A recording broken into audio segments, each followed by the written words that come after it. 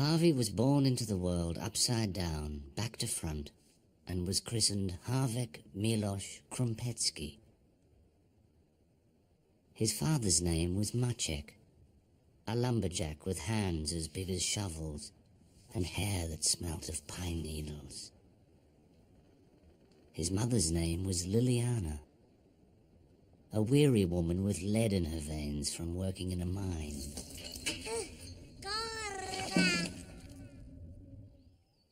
She was obsessed with counting her fingers and had conversations with people that just weren't there. The other villagers stayed well clear. But she didn't need friends, now that she had her miracle.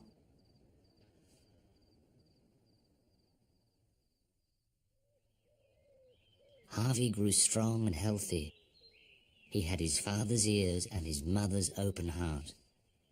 But soon, his parents began to notice peculiarities. He began to have odd twitches and liked to touch things with his index finger, for no reason at all. When he met someone, he had to touch them on the nose. The doctor said he had Tourette syndrome, a brain disorder that meant he couldn't control his impulses. It was like trying to control a sneeze. There was no cure or explanation. At school, Harvie was called a thick. His friend was Bogusz. Bogusz stuttered and had problems with his mucus.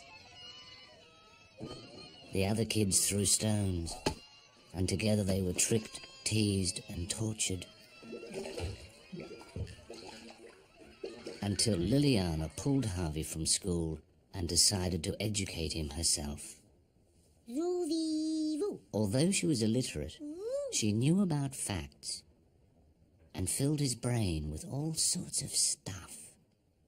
An ostrich's eye is bigger than its brain. Butterflies smell with their feet. And elephants can't jump, no matter how hard they try.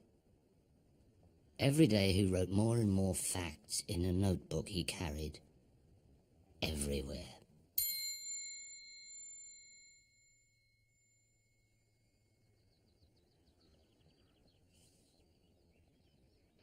As Harvie grew taller and stronger, his mother grew shorter and madder, slowly fizzling into insanity.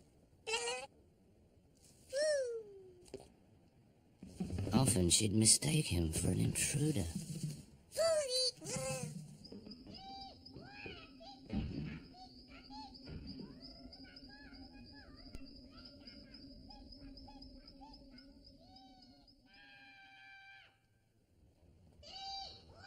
Harvie followed in his father's footsteps.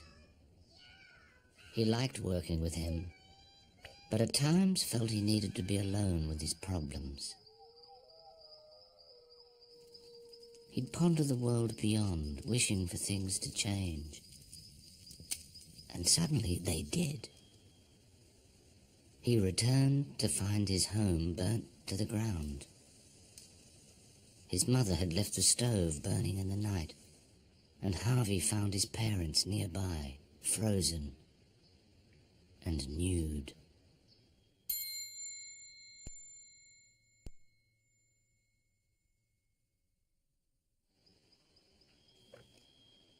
But there was more to come. The Germans invaded.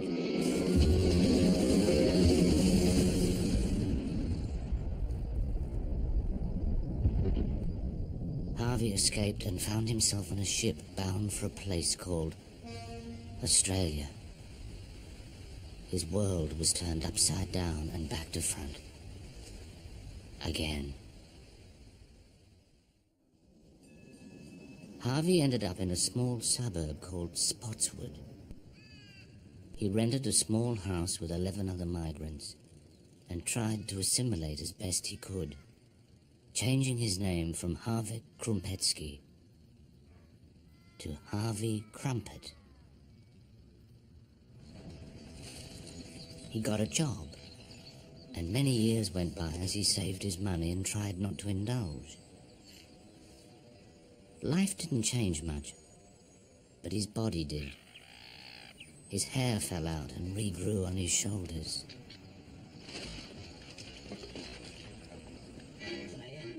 In the evenings, he'd learn English off an old television he'd found amongst the rubbish. He put little curtains on it and found it a mesmerizing source of facts. The first thing he ever watched was the Busby Berkeley film. He fell in love with all the bosoms and smiles. It was so different to the Spotswood dump.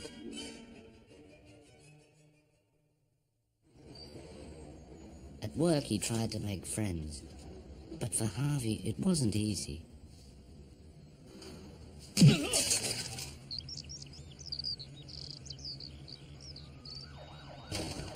Harvie's skull had split in half. The doctors inserted a steel plate between his scalp and skull and laced it up with 19 stitches. He was left with a scar that looked like he'd had a lobotomy. Harvie wished he had more hair. He left the dump and tried new jobs.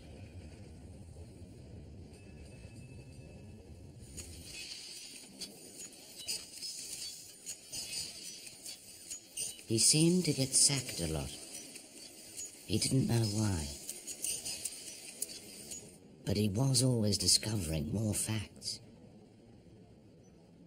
Rubber bands last longer if refrigerated.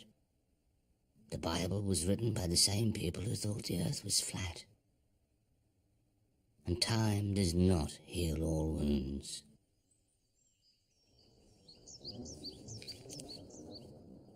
One time, Harvie got a job collecting golf balls. This is where he got struck by lightning.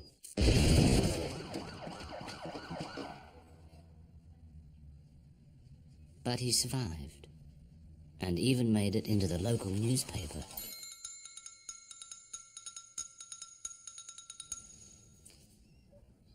Harvie began to wonder how he'd survived so much bad luck. Maybe he was like a cat and had 9 lives. He thought he had about 4 left. Actually, the biggest threat to his daily life was the 28 cigarettes he smoked. He developed asthma, so went and saw his doctor. In those days, the dangers of smoking were not known. Dr. Greystanes recommended Harvie smoke even more. Smoke is soothing for the lungs, she'd say, just like steam in a sauna. His asthma worsened, and for every 10 cigarettes, he had to have a puff from his asthma pump.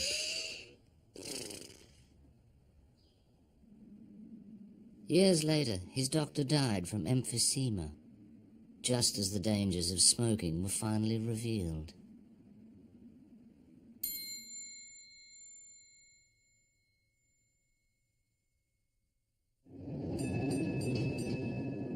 Harvie kept collecting facts and one morning discovered one about himself.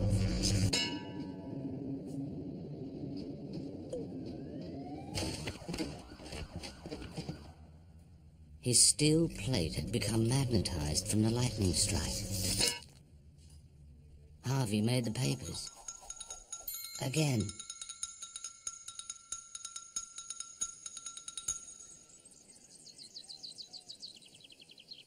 Harvie's optimism began to crumble. He thought about fate's horrible dealings, how he felt powerless, a victim to the world.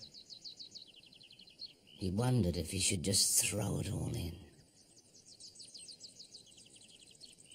Seize the day, Harvie, seize the day. Carpe diem. These simple, profound words struck a chord.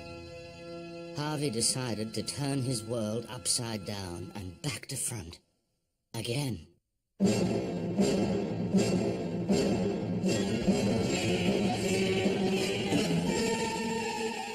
He stopped believing in fate and did exactly what the statue said. He felt free and alive and joined a nudist group. He became a vegetarian and joined an animal liberationist society, liberating chickens and their eggs. Harvie didn't just seize the day, he was strangling it.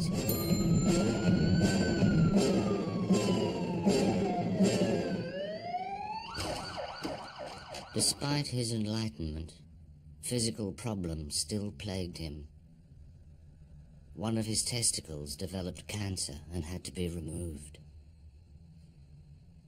But this was when he met Nurse Valerie Burstle. She had everything he didn't, and was everything he wasn't. Yet instantly, their pheromones fizzled together like ice cream and lemonade. They decided to get married and had the ceremony in Cancer Ward 9.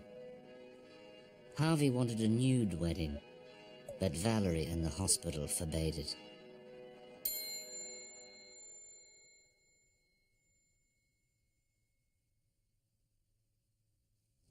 Harvie had lost a testicle, but gained a wife.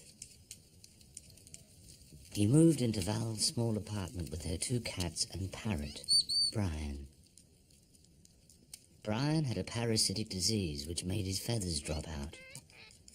Valerie was constantly knitting little jumpers to keep him warm.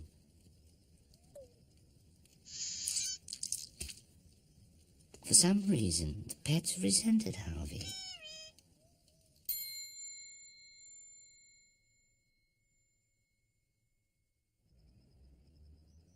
Harvie and Val went to bed early every night and tried to get pregnant.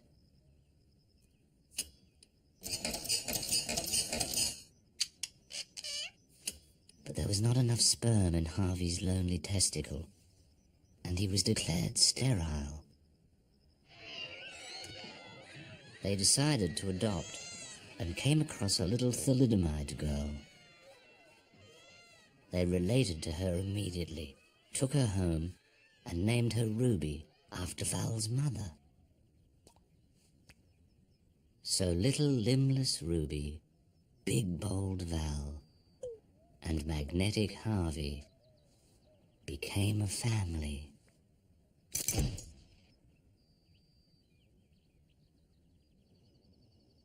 Harvie gave up working and dedicated his time to teaching Ruby what he knew about the world. He taught her that animals had rights too, and to always respect the environment, as well as herself.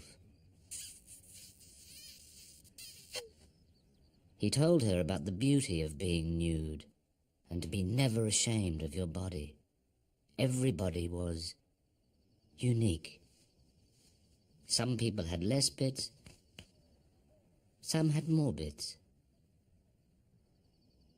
For every new fact she remembered, he would stick a gold star to her wall.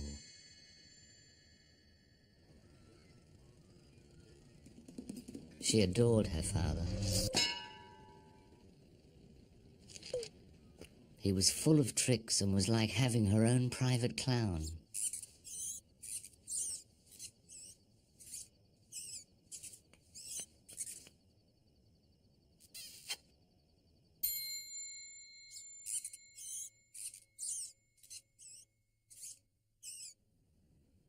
At school, Ruby excelled.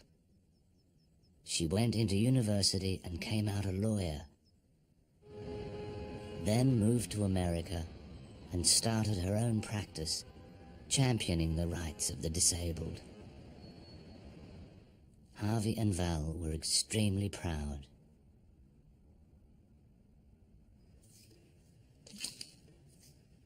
On Harvie's 65th birthday, Valerie's brain clotted,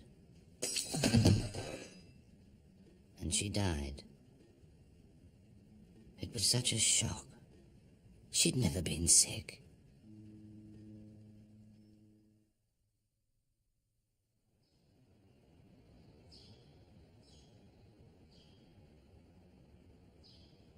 Harvie was all alone again.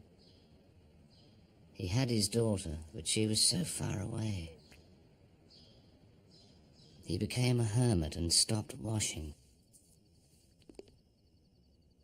His mind wandered slowly into senility. It wasn't long before they took him away, when a neighbor found him trying to withdraw money from the microwave.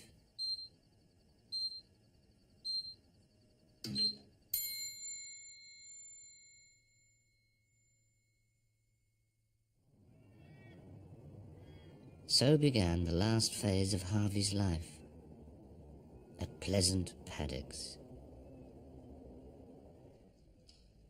He shared a room with a man called Hamish McGrumble. Hamish looked like something off a tin of shortbread and had nostril hair that looked like he was housing a family of spiders. He was 94 years old and had given up the will to die. He also had Alzheimer's and had recently burnt his ear trying to answer the iron.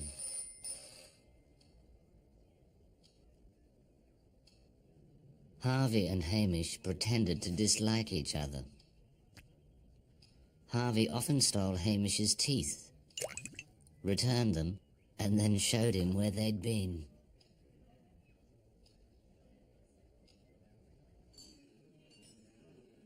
But Hamish always had his revenge.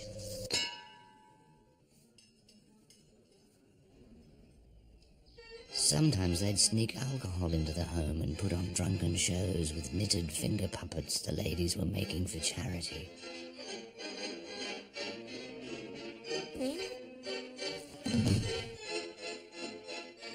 Everyone was thoroughly entertained, but were less than impressed when they found Harvie the next morning in the corridor. From then on, Harvie was to remain clothed at all times.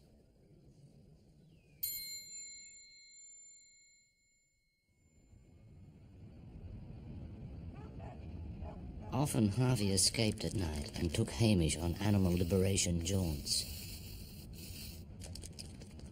They'd spray slogans on shop windows, and on their way home paint over teenagers' graffiti with their own sayings. Escaping Alzheimer's patients were a particular problem at Pleasant Paddocks. The staff would find them at bus stops waiting to go and see relatives, long dead. To solve this, they put an old bus stop in the home's garden, where the Alzheimer's could sit for hours, waiting for a bus that would never come.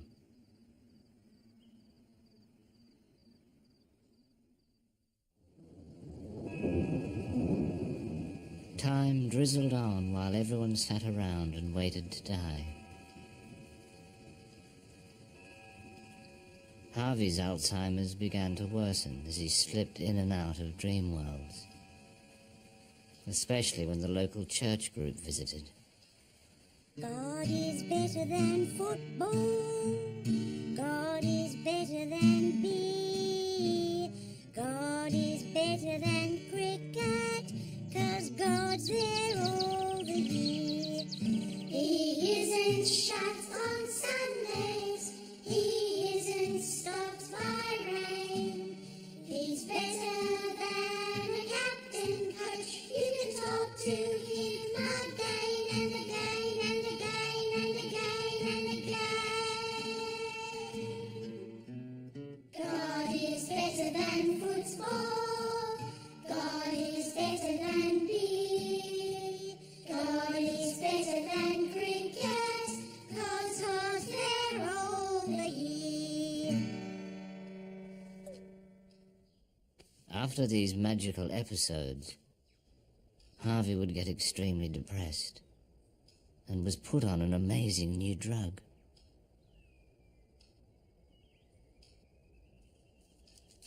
But the only thing that really cheered him up were letters from Ruby across the world.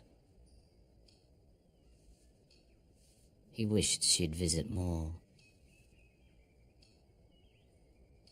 Harvey's mind grew darker, and the fire in his belly began to fizzle. One night, he decided to end things.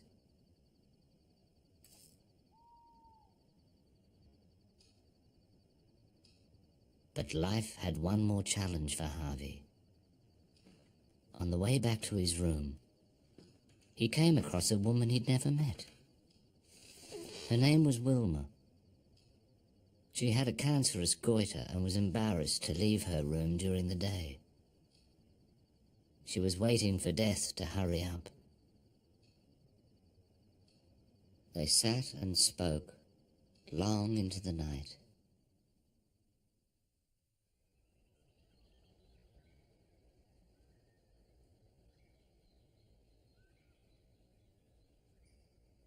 In the night, Harvey realized he had some more living to do.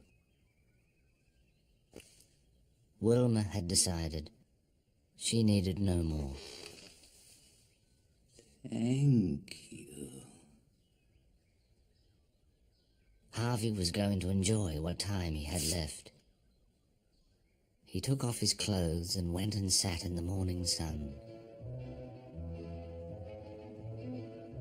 It shone on his face, and he smiled for the first time in a long while, as he waited for the invisible bus.